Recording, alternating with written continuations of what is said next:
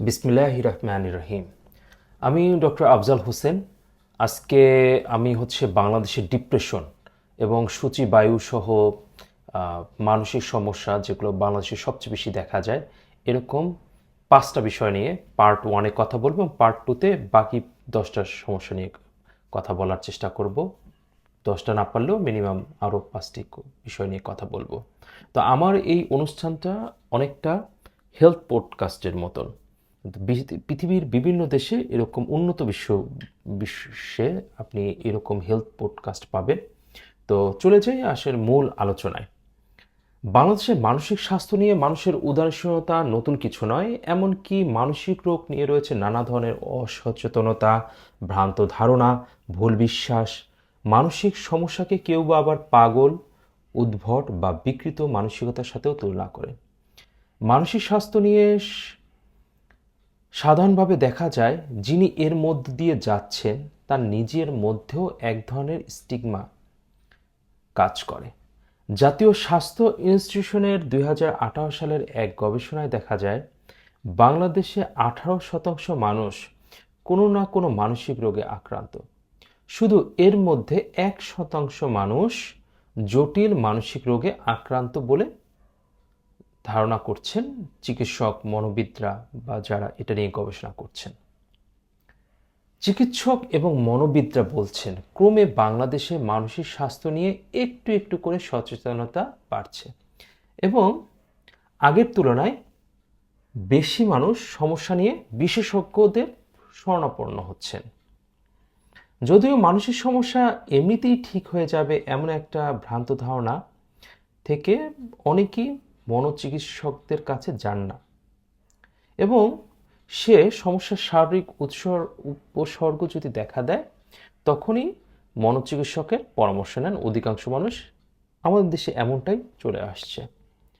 কিন্তু বাংলাদেশে ঠিক কী কী সমস্যা নিয়ে মনোচিকিৎসকের শরণাপন্ন হয়ে থাকেন এরকম বিষয় নিয়ে যখন আলোচনা করি তখন মোহিত কামাল, জাতীয় মানসিক স্বাস্থ্য ইনস্টিটিউশনের ডক্টর মেঘলা সরকার এবং সাভারের এনাম মেডিকেল কলেজের হাসপাতালের ডক্টর মোহাম্মদ ফারুক হোসেনের সাথে কথা বলে জানা যায় এবং তাদের মতামতের উপর ভিত্তি করেই আমরা আজকের আলোচনাটা অনেকটা সাজিয়েছি। এখন আসি যেসব সমস্যা নিয়ে বেশি আসেন। মোহিত কামাল, ডক্টর মেঘলা সরকার, ডক্টর মোহাম্মদ ফারুক হোসেন তিনজন বিশেষজ্ঞই বলছেন এমনটা যে সাধারণত উদ্বেগজনিত মানসিক সমস্যা, বিষণ্ণতাবোধ এবং সূচিবায়ু সংক্রান্ত সমস্যা নিয়ে মানুষ সবচেয়ে বেশি শরণাপন্ন হন। বেশিরভাগ ক্ষেত্রেই কোনো না কোনো শারীরিক উপসর্গ নিয়ে রোগীরা আসেন। বিষণ্ণতা বা উদ্বেগ যে কোনো মানসিক সমস্যা বা তার কারণ এ নিয়ে সচেতনতা নেই বেশিরভাগের। আমি প্রথম যে বিষয়টা আলোচনা করব সেটা হচ্ছে বিষণ্ণতা বা ডিপ্রেসিভ ডিসঅর্ডার। এটি গুরুত্বপূর্ণ মানসিক স্বাস্থ্য সমস্যা হিসেবে বিবেচনা করা হয়। ফলে শুরুতেই এর প্রতি যথাযথ দৃষ্টি না দিলে এর থেকে গুরুতর সমস্যা তৈরি হতে পারে।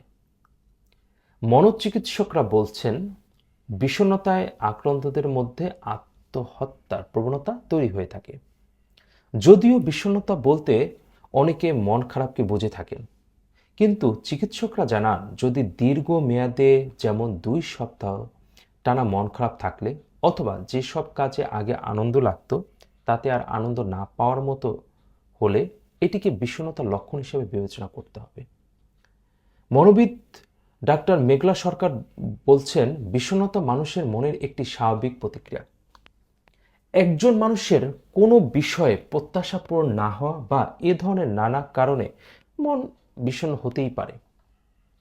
এ রোগ হলে যেসব শারীরিক উপসর্গ দেখা যায় সেরকমগুলোর ভিতরে অনেকটা এরকম দেখা যায় রোগী শারীরিকভাবে খুব দুর্বল বোধ করতে পারেন।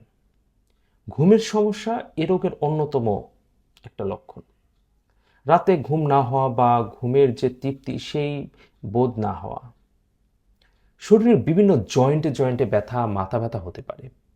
পেটের সমস্যা হতে পারে, হাত পা অনেক সময় জ্বালাপোড়া করতে পারে, অস্থিরতা বোধ করে রোগীরা সাধারণত। চিকিৎসকরা বলছেন এসব লক্ষণ বৃদ্ধি পেলেই মনোচিকিৎসকের শরণাপন্ন হন রোগীরা আমাদের দেশের। এরপরে দ্বিতীয় যে বিষয়টা আসছে সেটা হচ্ছে অনেকটা এরকম, উদ্বেগজনিত রোগ বা প্যানিক ডিসঅর্ডার। এ রোগে সবচেয়ে সাধারণ যে বিষয়টি রোগী হয় তা হলো প্যানিক অ্যাটাক। মনোচিকিৎসকরা জানান প্যানিক অ্যাটাক হলে হয়তোবা 5 থেকে 10 মিনিটের ভিতরেই লক্ষণটা তীব্র হয়। বেশিরভাগ ক্ষেত্রে হাসপাতালের জরুরি বিভাগে নেওয়ার পর দেখা যায় রোগী শারীরিকভাবে সম্পূর্ণ সুস্থ। যে শারীরিক উপসর্গগুলো এই রোগে দেখা যায় সেগুলো এরকম যে হঠাৎ বুক ধড়ফড় করা, বুকে সাংঘাতিক রকম চাপ লাগা, বুকে ব্যথা অনুভব হওয়া, মনে হচ্ছে এখনই মনে হয় হার্ট অ্যাটাক হয়ে যাবে, রোগীর শ্বাসকষ্ট হয়, এটা অন্যতম একটা লক্ষণ। এতে মনে হবে রোগীর দম বন্ধ হয়ে মারা যাবে রোগী। ভীতিমূলক চিন্তা, নিঃশ্বাস নিতে কষ্ট হওয়া, ঘন ঘন ঘুম ভেঙে যাওয়া, রোগী দুঃস্বপ্ন দেখে, এ ধরনের সমস্যায়। থার্ড আসি, জেনারেলাইজড অ্যাংজাইটি ডিসঅর্ডার। এ সমস্যায় রোগী সবসময় সব কিছুতে উদ্বেগ বা অ্যাংজাইটি বোধ করে। ছোটোখাটো সব কিছুতেই আশঙ্কা হয় রোগীর। টেনশন এ রোগীর নিত্যসঙ্গী। মনোচিকিৎসকরা জানান রোগী সবসময় অস্থির বোধ করে, মেজাজ খিটখিটে থাকে, কাজে মনোযোগ কম থাকে এবং ভুলে যায়। এ রোগে রোগীর মনে হবে সে সব কিছু ভুলে যাচ্ছে, আগের মতো আর মনে রাখতে পারছে না। এ রোগে যেসব শারীরিক সমস্যা বা লক্ষণ দেখা যায় সেগুলো হচ্ছে এরকম যে রোগী খুব দুর্বল অনুভব করেন কিংবা ক্লান্তি বোধ আসে তার ভিতরে প্রচণ্ড। বুক ধড়পড় ধড়পড় করবে কিন্তু প্যানিক অ্যাটাকের মতো অত তীব্র হবে না। মাঝে মাঝে শ্বাস নিতে রোগীর কষ্ট হবে, পেট চাপ অনুভব করবে, খাবার হজম হয় না ঠিক মতন, এরকম এসে আপনাকে বলবে। কোষ্ঠকাঠিন্য এ রোগ হলে সাধারণত দেখা যায়। মনোচিকিৎসক ডক্টর মেঘলা সরকার বলেন যখন কেউ জেনারেলাইজড অ্যাংজাইটি ডিসঅর্ডারে ভোগে তখন তার ব্রেন কিছুটা রিয়্যাক্ট করে। নিউরোকেমিক্যালসগুলো শরীরের যে নানা ধরনের সিস্টেম আছে, আমাদের যেমন হার্টের সিস্টেম, নিঃশ্বাসের প্রক্রিয়া, এটাকে নানাভাবে প্রভাবিত করে, যার কারণে শারীরিক নানা উপসর্গ হতে পারে। এবার আসি সূচিবায়ু বা অবসেসিভ কম্পালসিভ ডিসঅর্ডার।